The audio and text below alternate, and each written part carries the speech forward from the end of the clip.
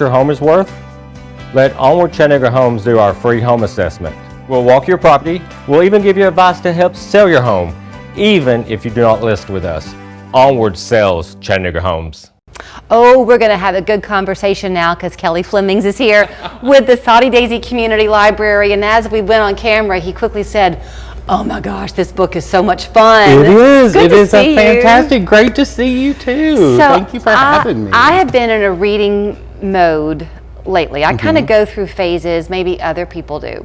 But one of my resolutions is to read a lot more. Well, this cold weather lends itself I to saw it. something like the world's wealthiest people read 50 books a year. I would have to agree with that. Reading is more than just, the enjoyment of sitting down to a story, but it keeps your brain active and it carries over into everything else you do in life.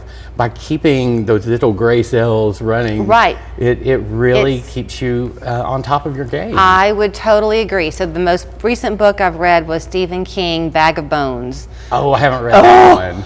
It is so good. And he's not horror. He's just on the edge of your seat. He's definitely messes with your psyche. Yeah, he in does. lot I of had a ways. couple of sleepless nights. So you said this one is good. Vera Wong's Unsolicited Advice for Murderers. That does not seem like you, Yes. Kelly Flemings. It's this really fun, quirky book. It is a murder mystery, but Vera Wong is a woman of a certain age, and she runs a tea shop in San Francisco's Chinatown. And one morning she finds a dead body in her tea house. And being the perfect Chinese mother, she knows that she can do a better job than the police can. So she finds the 4 suspects and becomes friends with them. So she has to determine when she figures out who did it, does she turn them over to the police or not? Ooh. But it's fun, it's quirky. The mystery is really well crafted because I'm pretty good at figuring out, who done it. But this one had me guessing right up till the end. I think that's the art, the magic of a great writer when you don't figure it out midway through. Oh, it is. It was so much fun. So adults aren't the only ones who can enjoy something like that. Is this an adolescent book, One Dead Spy? Yes, it's a middle grade, so we're looking anywhere from 3rd up to 7th or 8th grade, and it's a complete series. It's Nathan Hale's Hazardous Tales. And a lot of parents will look at graphic novels and think it's just a comic book, it's not something that's going to benefit my child.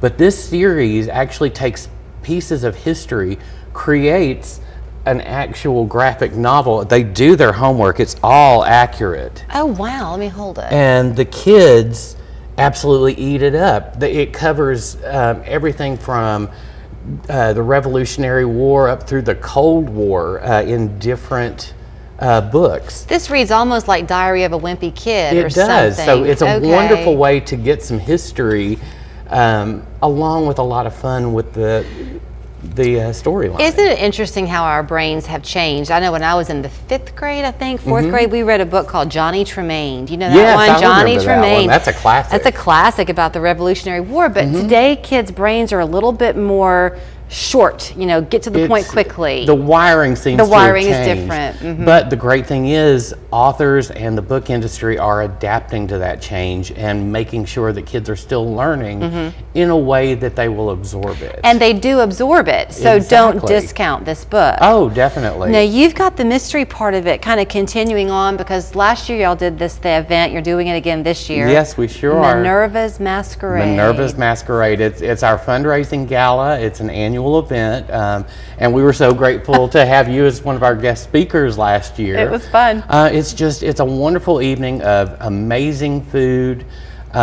We've got a murder mystery involved, so you have to figure out who done it. We've got a silent auction, a live auction. All of our centerpieces, every table has a different literary theme. And they're amazing, I'm here to tell you. Well, thank you. That might have been the hit of it for me last year. It was a looking at surprise those. for all of us how well they went over. Yeah. But the centerpieces are made out of book art. We do different book folds. We make roses and calla lilies and everything out of book pages. And we theme every table a little bit uniquely.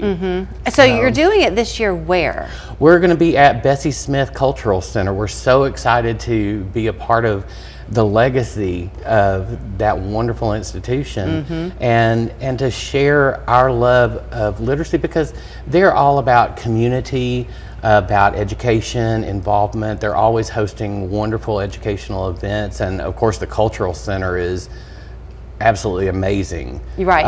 All of the pieces that they've got in. Well, and you talk about their outreach in the community. That's what y'all have done too. So you are far more than just the library. The Kelkert Foundation is behind you. We are. Right, and so you have everything kind of under that one roof. And it is our umbrella foundation, and we couldn't do it without our amazing patrons and our community who supports us. And we've got some great sponsors for Minerva this year, TVA, Supply Chain Solutions. Both of those are repeat sponsors for us. Nice. And of course, did you get to have any of the cupcakes last year? I'm sure I did, but Well, why? Bond Girl Bakery is doing bringing them back. the bakery again, and CHI Memorial is sponsoring us. Nice. So it's wonderful to have all of these amazing organizations who see our dream and our mission and are helping us fulfill the vision that we have for elevating our community. So I want to ask you this as I wrap up, Yes. because you and I were talking about kind of the brain stimulation of reading, which is so good. But sometimes if you've been on a hiatus for a while, it's hard to step back in and find a book with 18 characters that you have to keep track of. Oh, it So will is. you make recommendations to people based on where they are? Oh, definitely. I don't just blindly hand out recommendations. I like to get to know people and find out, and especially kids.